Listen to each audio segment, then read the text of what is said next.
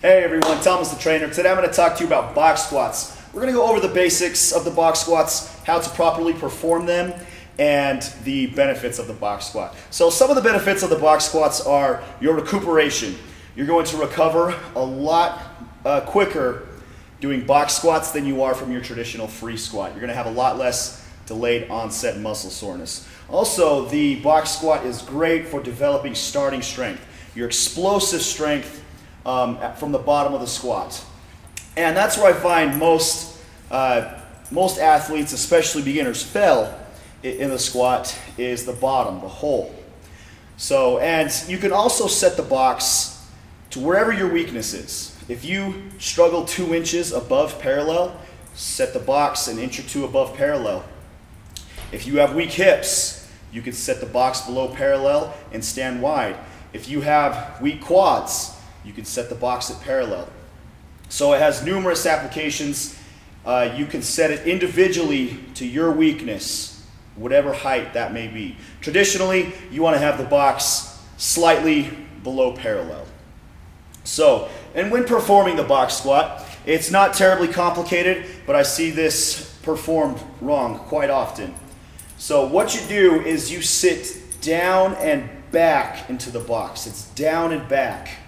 You're not just going straight down and tapping the box. You're not rocking on the box. It's a down and back in one motion onto the box. Now when you get to the box, everything stays tight. You're going to release your hip flexors and then explode off the box. Other than that, everything stays tight besides releasing the hip flexors. So I'm going to demonstrate that for you. So you'll come back to the box. Don't stand right against it.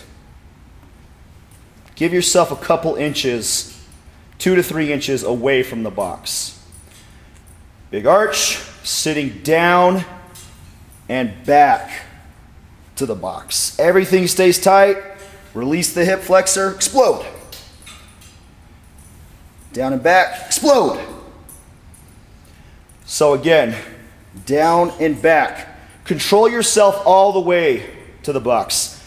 Oftentimes I'll see this, people coming down, and then this last little bit kind of fall in the box. That's a sign of weak hamstrings. So if you're doing that to the box, strengthen up your hamstrings. Now notice my shin angle. Let's take a look at that.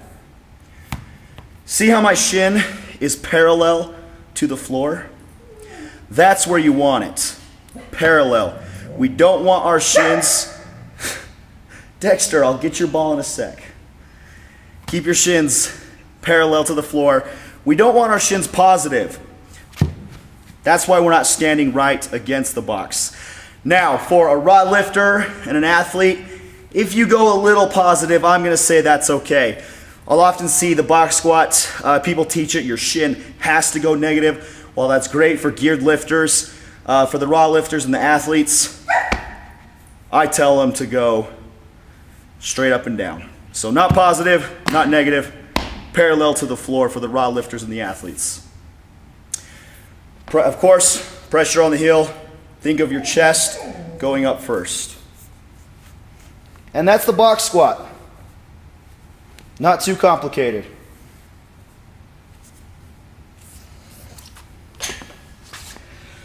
Now with the box squat, you can go heavy with it, you can go lighter with it and do speed work. I really like it for speed work. And what I'll do for speed, you can take anywhere from 40% to 70% of your 1 rep max and get in 9 sets of 2. Those 2 reps are really fast. And I also really recommend adding accommodating resistance, bands or chains, anywhere from 10 to 25% of your 1 rep max. Now this box squat, it's great all across the board for athletes. I don't care if you're a geared power lifter, a raw power lifter, a Olympic lifter, a CrossFitter, basketball player, football player, sprinter, baseball player, whatever, endurance athlete. The box squat is great for all of those athletes and many more. So Great tool to apply to your training. It's a very underrated movement. I don't see many people doing them, and that's simply because a lot of people don't know about them or don't know how to do them. So take the time to learn them, program into your training, and I promise you that you will see a great benefit from them.